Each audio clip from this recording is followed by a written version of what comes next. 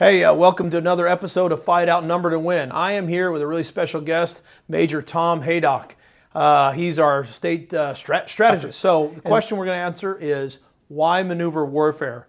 And in this episode, we're going to talk about the difference between two styles of fighting. You have attrition versus maneuver. Now, the best way to think of this is if you've ever, what is attrition warfare? Attrition warfare is much like, if you ever watch Rocky Balboa when he fights Ivan Drago, here you have two opponents, one versus the other, big, bad. They have the rules of the game all set up. The crowd's there, and they just start beating each other round after round after round. And the winner is determined who can last the longest, who has the most grit, who has the most toughness, on and on.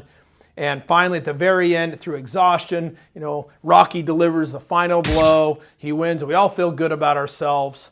Because that's how it is. Versus maneuver, which is more you think about David and Goliath. One being incredibly strong, the other being quite weak. No one believed the larger one. Everyone thought the larger person would win. And within a moment, David fights Goliath unconventionally, hurls a stone at him, kills him right off the bat, and everyone is shocked. And we still talk it to this day. So with that, we're going to talk a little bit what is fighting with what attrition warfare is and what is maneuver warfare. So attrition warfare is all about centralized control. The premise is that war can be controlled with enough planning, with enough resourcing, with enough boundaries and phase lines and everything. We can impose control upon warfare. If we do enough science, if we do put enough deliberate type thought toward it, we can control the outcome. So therefore, the commander who is the wisest will control every action. Versus what maneuver says is decentralized control. The overall premise is war is chaotic. War is unpredictable. It leverages this idea of that where attritionists will try to seek always to control every circumstance, maneuver warfare will try to leverage the fact that war is unpredictable and it's all about probabilities. When I think of attrition warfare, the examples that come best to my mind is the evolution of warfare in the 19th century and the early 20th century. So if you think of the beginnings of the American Civil War, think of the Austro-Prussian War of 1866, and you think of World War I. Those were very attritionist wars, and they were very centralized control. Looking at World War I in particular, Germany began with its Schlieffen Plan, which was a plan developed over the course of years to repeat what had happened so successfully for Prussia in two prior wars against France. And it was an approach that relied on very exacting timetables for movement on rail, where forces needed to be, who was supposed to be resupplied when, who should be on the exact flank of who. And it was a mathematical attempt to produce victory through pre-calculation. Well, and the thing I always point out to people is it's because when you go to war, you're risking it all. You're risking that country's prosperity. You're risking your treasures. You're risking your sons and daughters. And so it is, the political leaders, everybody want to make sure if we're going to go to war, are we going to win? And every general is going to go in there and it's not going to say, well, we'd like to, or it's undetermined, well, it's chaotic, it's unpredictable. They're going to say, absolutely, we'll win. Otherwise, you won't be a general very long. And so before a country goes on to war, it's easy to go towards centralized control because we want to be able to control it. We want to make sure, hey, yeah, boss, we're going to win. Like the Russians, for example, in their planning methodology, their MDMP version, what the Russians do is they'll get a mission and the commander will immediately go out and look at reconnaissance, and all of his staff are doing mathematical equations. I think they're called nanograms, am I right? I don't know, sounds right, mathematician. Sir. But they have all these predetermined nanograms. Basically, they're just formulas given, hey, if they have this many soldiers, if it's this kind of terrain, and they have the computer algorithms and different time computations. And when they come back, the commander will say, hey, this is where we're going. Run your calculations, and they mathematically try to predict. And they'll say, yes, we will win given with these amount of resources. It's a mathematical certainty. What happens then, with the Russians, is because they have already predetermined the outcome mathematically, scientifically, they say, yep, we're going to win in these circumstances. The consequence is, when they actually go into the war, no commander likes to report bad news. So if the battle's not going right, or if something is gone, unpredictably, they're hesitant to report that back because, to their philosophy, they've already done all the calculations. They were going to win given what they had. So therefore, if the plan isn't going right, the problem wasn't with the planning. You're the problem. And so therefore, they don't like to report bad news. Versus, though, maneuver warfare, it's based on a very different idea. Like I said, it's what John Boyd was always talking about, that it's a human endeavor. And with humans, it's just unpredictable. But instead of being scared of it, instead of being said, that's he leveraged it. And he said, okay, because whatever difficulties we're having, the enemy's having it as well. And so with attrition warfare, what the goal is killing. We are going to kill our way to victory. So it is efficient. Everything's about having the right resources, making things as efficient as possible. The employment of massive firepower. We're going to blow our enemy out of their positions through massive firepower. Examples of massive firepower include the campaign in the Pacific. So the United States' efforts, very successful to liberate the islands of the Pacific, including Saipan, Tarawa, Iwo Jima, Okinawa, all preceded by massive amounts of bombardment, both delivered by air and delivered by naval gunfire.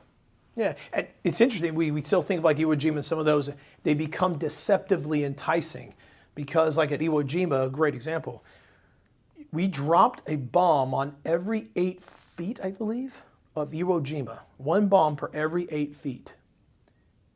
And when the Marines landed, they didn't meet, a defeated enemy. So this idea of killing our way to victory, things are massive. That was what the lesson learned through World War I and so on and so forth. But that's still enticing. It's very seductive because you're not sending your sons and daughters forward. You're sending a bullet, perceive where a soldier goes first. Versus, it's situational dependent. In maneuver warfare, everything's about the situation. Nothing is always the same. And you've heard in our previous videos, we've talked about it. A human tendency will be what I call the narcotic of nostalgia. Like we look back with great nostalgia on how it went well before and we want to rerun it. With maneuver warfare, the whole idea is everything depends. And John Boyd had to observe, orient, decide, and act. You observe something, but you have to orient, you have to make sense of it. The context is the king. Everything depends on the situation. And then you arrange your tactics based on the situation. That's why I like MET-T decision making so much, because MET-T is a good tool to help you align yourself with the situation. So can you employ massive firepower? It depends on the situation. Can you omit massive firepower to gain a position advantage for concealment or for surprise? Depends on the situation. So that's different. As Tom talked about mathematically, under attrition warfare, the end can be mathematically determined. If we are going against a country, they have 1 million soldiers, well, we need to kill 1 million soldiers. So we need to have 1 million rounds of ammunition delivered, so on. Being a mathematician yourself, if you don't know, he has a PhD in mathematics. I'm sure this is always in your mind about that. I can't divorce it, sir. It's part of me. Versus, war is a human endeavor. The end is when the enemy quits. So in attrition, we're winning through body bags. Count body bags. Count destroyed tanks. Count destroyed aircraft. You're going to watch that right now. You see it all the time when you look up Ukraine-Russian war. They're constantly talking about how many people they've killed, how many people they've destroyed. A maneuver, it's about how many POWs. That's how you count it. Because when they start surrendering, that's when they quit. Attrition will try to bludgeon the enemy to death. Maneuver is all about getting them to quit. It's about getting them to tap out in like an MMA fight. To have enough, go home. So POWs is what we're looking for in a maneuver warfare sense. One example that comes to my mind for maneuver warfare is Operation Husky. Operation Husky being the Allied invasion of Sicily in 1943, conducted right after Operation Torch ended. One thing that made Operation Husky so successful, sir, is when the Americans landed on the eastern portion of Sicily, The initial American force, the first wave, was able to make it and able to establish themselves and their objectives. However, there was a follow-on American force that was about to be crushed by an Italian armored division. If that Italian armored division had been able to make it to the beach, they would have totally stymied all of the American efforts, put the entire plan into jeopardy. That American force, the one that had already made its landing successfully and established itself at its objectives, saw what was about to happen, took the initiative, saved the day, set up numerous ambushes, and caused that Italian armored division to come undone, saving the fellow American division and making sure that Operation Husky did not come undone. Totally maneuver warfare. Yeah, that's a great example. I never thought of that one. And moving on, attrition will require technology. Everything's about having more technology, bigger, better equipment. Can our gun shoot further than yours? Is our night vision more capable than yours? And I mean, that's good, but it becomes almost the idol that we pray to. And that thinking that victory will always depend on who can outspend the other with the newest equipment. Where maneuver warfare, it's more about the education and the mindset. It's not abandoning optimal equipment, but it understands that how you think about things is actually more important, because then there is opportunities. And remember, maneuver warfare is always trying to get inside the mind of your enemy and take him apart from the inside out. It's hard to do. That's why few do it. And then with attrition warfare, it requires a rigid organization. You believe that your subordinates are incompetent. They're only do what they're told. The commander drives everything. So therefore, we're going to command through instruments. So you can see it now. I remember when I was in Iraq, having, 2 echelons up, actually reaching down into my radio and telling me where to go and how to do it, because they were seeing the battlefield from a top level. It was very micromanaging, because at that philosophy, it's centralized control. Only the commander can direct operations. Versus maneuver warfare, it's really trust tactics. It's empowerment through decision point tactics. It is understanding that it requires that the subordinates think like the commander thinks, and that the situation will change. And their subordinates are expected not to wait, because, again, war is chaotic. Unpredictable things will occur. The commander cannot foresee every possible obstacle or circumstance that might come about.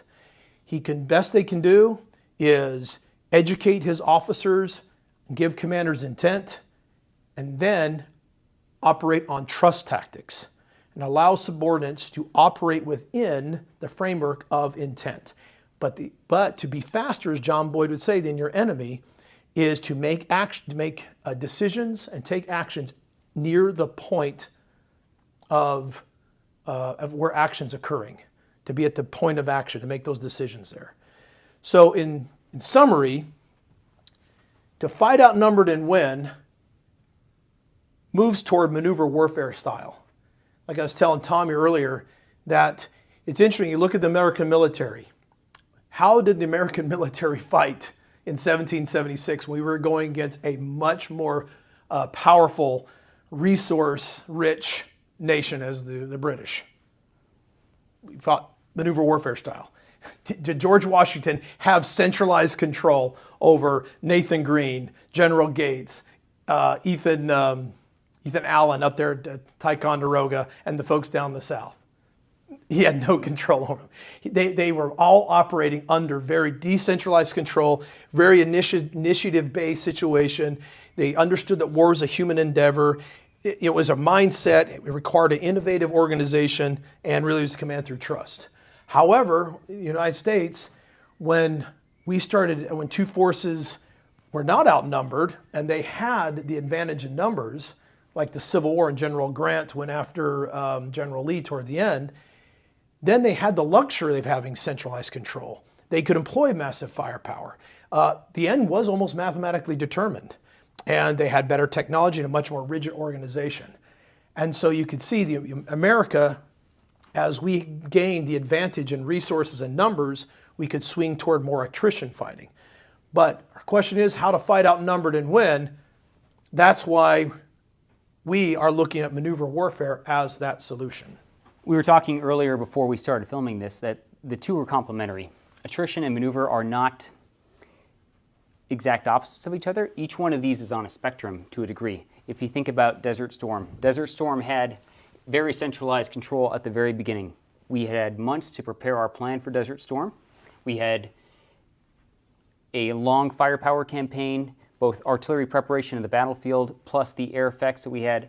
We had all of the aspects of attrition at the very beginning, right up until we crossed the berm. At that point, we shifted over to maneuver-based warfare. So the two are complementary. That's a great point. All right. Hey, so our next video, we've introduced the difference between maneuver and attrition. We're going to do a short video, hopefully not boring at all, but you need to understand the difference between strategy, operations, and tactics. So I promise the next video will not be boring as we introduce those three things, as they tend to be, but stay tuned. All right. Thanks for watching. Fight Outnumbered and Win.